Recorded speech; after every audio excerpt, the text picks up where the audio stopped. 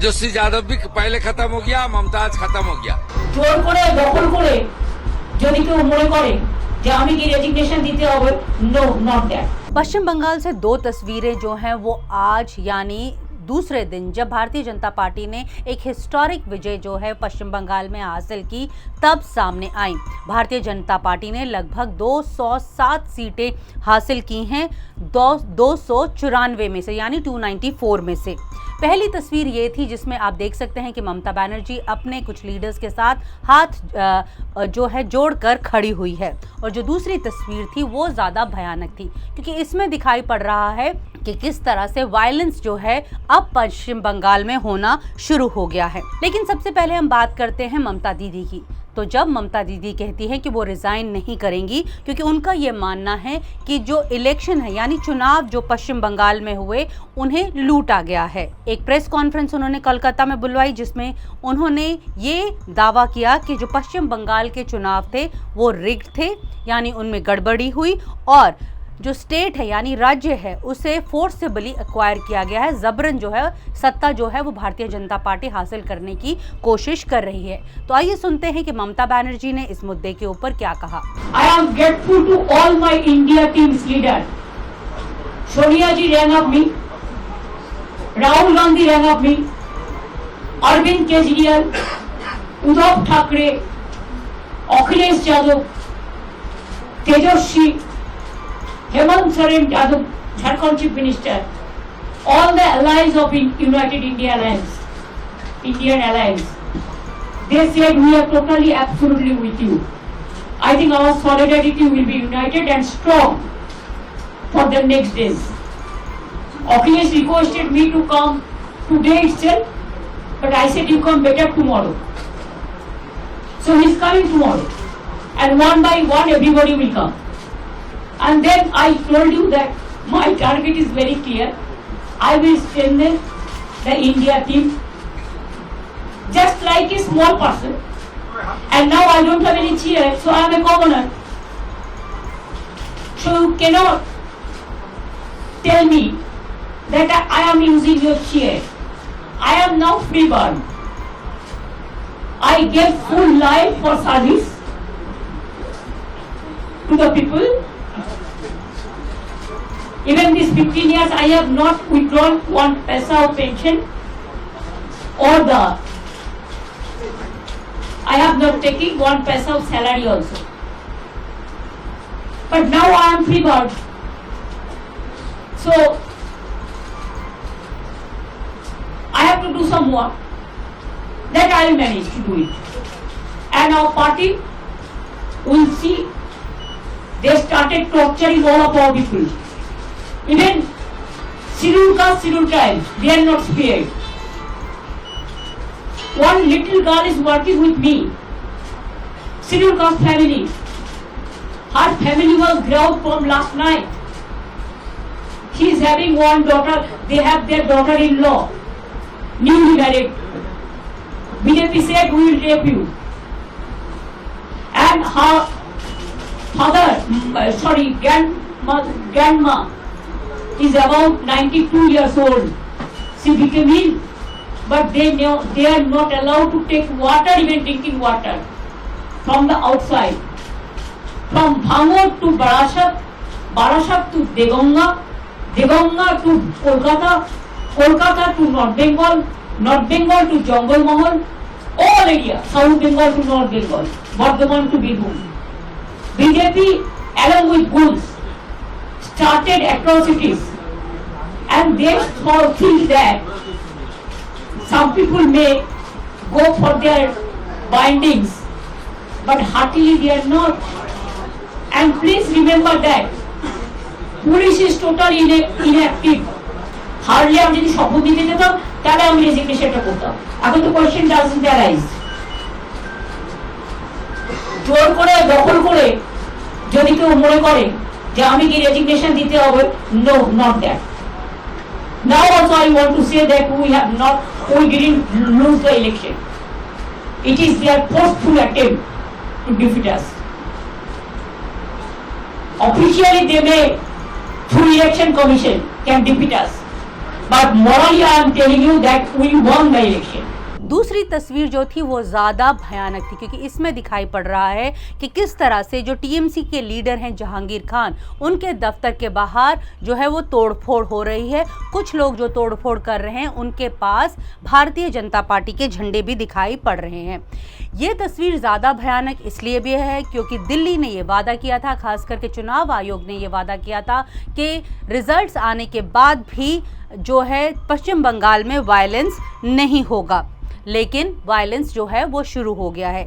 इस मुद्दे को लेकर टीएमसी ने ट्वीट भी किया और उन्होंने बोला कि ये भारतीय जनता पार्टी का परिवर्तन है जो उन्होंने पश्चिम बंगाल के लोगों को प्रॉमिस किया था। ये विजुअल ज़्यादा जो है चर्चा में इसलिए भी हैं क्योंकि इस तरह के अब विजुअल्स कई सोशल मीडिया स्ट्रीम्स में देखे जा रहे हैं कि कैसे टीएमसी के जो लीडर्स हैं उन्हें ज़्यादा हैकल किया जा रहा है या फिर असॉल्ट किया जा रहा है।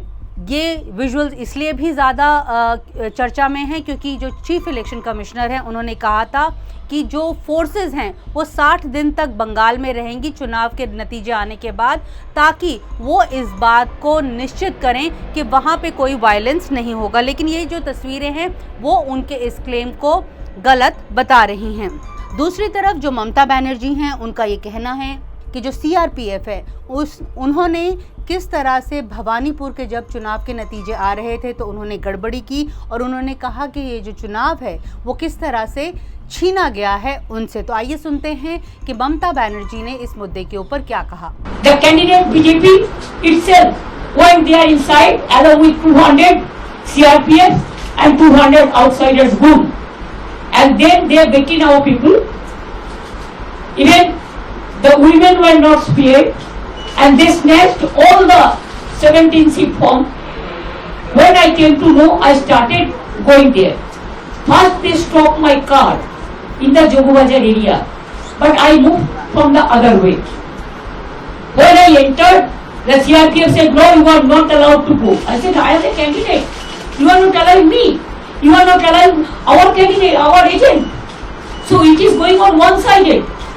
Then written I complained to RO that it should be stopped counting right now unless the restoration is over. Restoration normalcy is restored. Then Randhir came. I told Randhir, the DO. I know he gave a message to somebody before 15 days ago. ये चुनाव counting में खेल होगा. That I am having with me. I told him, can you do like this? Even nobody is from our side. My official agents are not allowed. I am not allowed.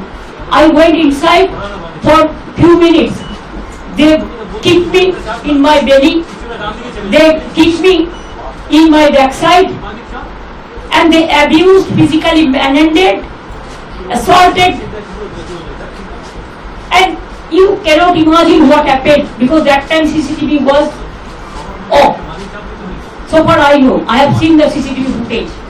लेकिन जब ये तस्वीरें जो है viral होने लगी कि जो कई जगह जो है वायलेंस हो रहा है, झड़प हो रही है, तो union cabinet minister Sukanta Majumdar ने बीजेपी सपोर्टर से गुजारिश की कि उन्हें टीएमसी के गुंडों की तरह जो है कार्रवाई नहीं करनी चाहिए।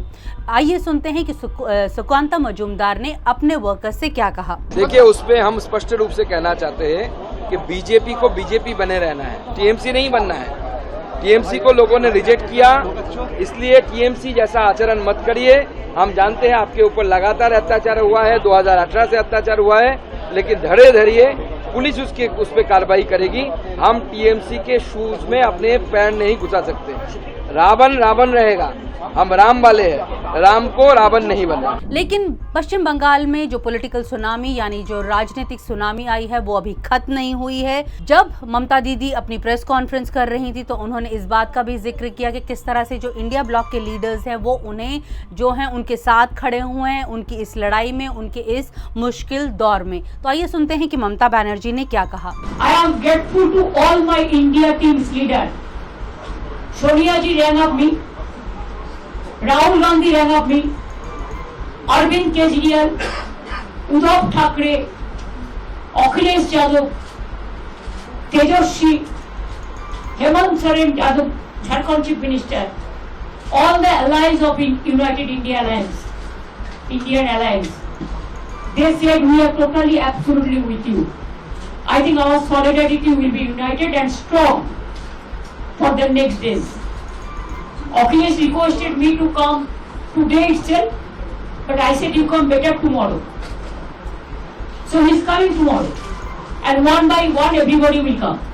हालांकि जो बीजेपी के नेता हैं शुवेंदु अधिकारी, जो कि अभी स्टार माने जा रहे हैं भारतीय जनता पार्टी की, क्योंकि उन्होंने ममता बनर्जी को भवानीपुर में 15,000 वोटों से हराया है। उनका कहना है कि जो इंडिया ब्लॉक लीडर्स की ये जो यूनिटी है ये सिर्फ एक दिखावा है। तो आइए सुनते हैं कि शुवेंदु अधिकारी इस मुद्दे के ऊपर क्या राय रखते हैं।